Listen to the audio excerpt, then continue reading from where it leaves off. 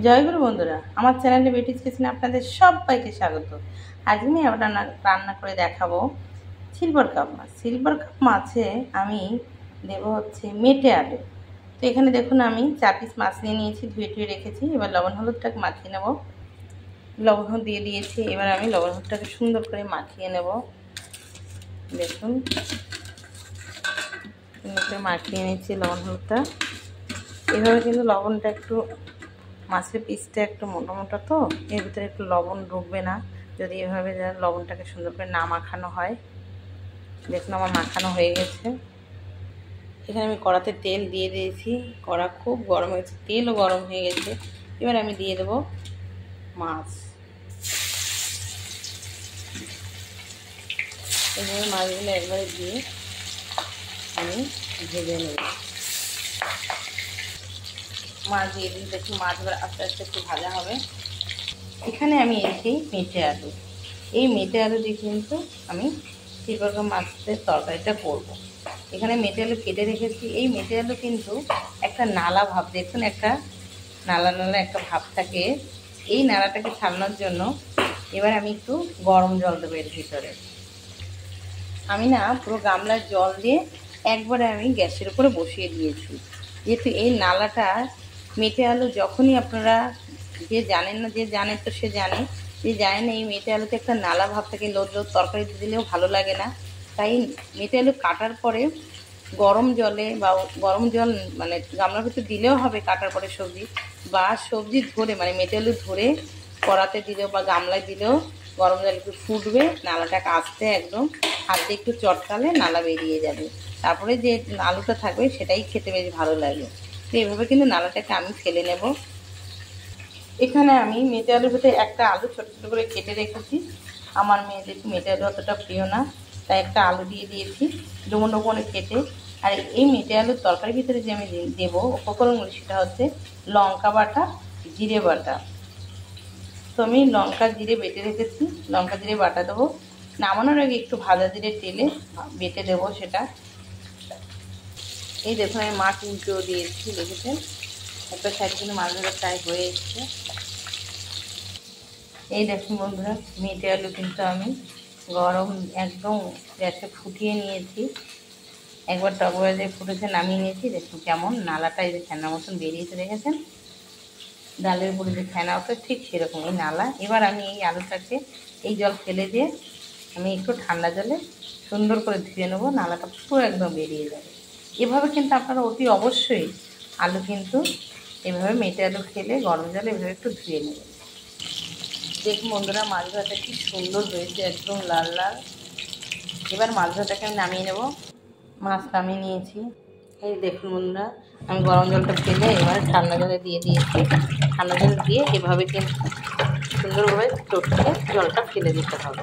দেখুন আর কোনো নালা ভাব নেই, একদম প্লেন আলুর মতন হয়ে গেছে, দেখেছেন। তো এবার আমি তুলে নেব। এই যে আলু ধোয়া হয়ে গেছে। এই যে কড়াতে মাছ ভাজার তেল, এর ভিতরে আমি আলুগুলো দিয়ে দেবো সব।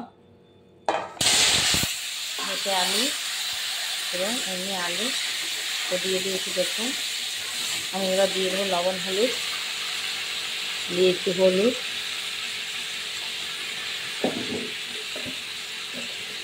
দেব লবণ। দেখুন আন্দাজ মতো লবণ দিলাম। এবার নেড়ে চেড়ে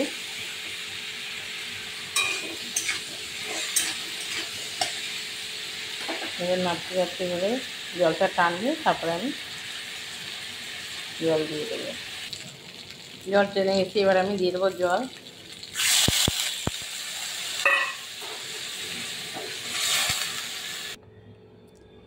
মিঠে আলুতে কিন্তু একটু জলটা একটু বেশি দিতে হবে, কারণ এর একটু ঝোল বেশি রাখতে হবে। মেটে আলুতে জলটা টেনে নেয়, তো একটু বেশি জল দিয়েছি।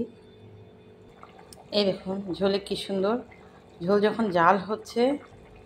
তো এবার আমি এই যে মশলাটা বেটে রেখেছি, জিরে লঙ্কা বাটাটা, এটা আমি দিয়ে দেবো। আমি সবসময় কিন্তু কষানোর সময় খুব কমই দিই, ঝোলের পরে আমি জিরে লঙ্কা বাটা দিই, তাহলে একটা আলাদা রকম স্বাদ হয়।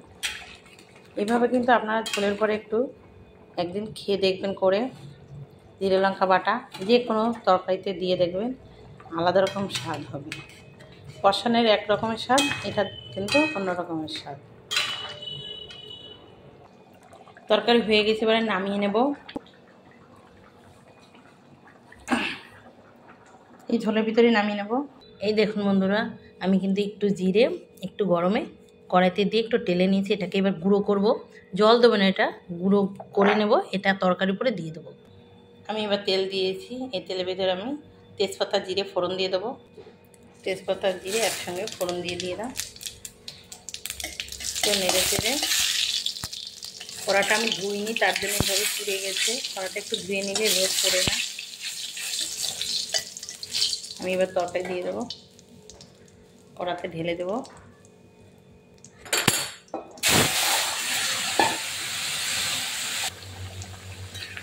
দেখুন কত তরকারিতে জল দিয়েছিলাম, দেখুন একদম ঝোল টেনে গেছে, শুকিয়ে গেছে। এখনই তো আরও শুকিয়ে যাবে, তাই আমি আর বেশি জাল দেবো না। আমি যে ভেজে রেখেছি জিরেটা, ওটাকে আমি বেটে উপর থেকেই দিয়ে দেবো তরকারি নামানোর পরে। এবার আমি নামিয়ে নেব। এই দেখুন গুঁড়ো করা হয়ে গেছে, এটা আমি তরকারির উপরে দিয়ে দেবো।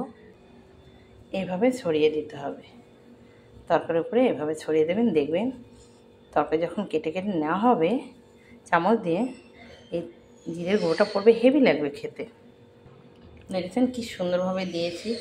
আমি যতই ভাবি আলুর তরকারি, মেটে আলুর তরকারি একদম হালকা পাতলা ঝোল করো, কিন্তু ততই আমার ঘন হয়ে যায়। কত জল দিয়েছিলাম দেখেছেন তো আপনারা, কিন্তু শুকাতে শুকাতে একদম টেনে গেছে দেখুন ঝোলটা।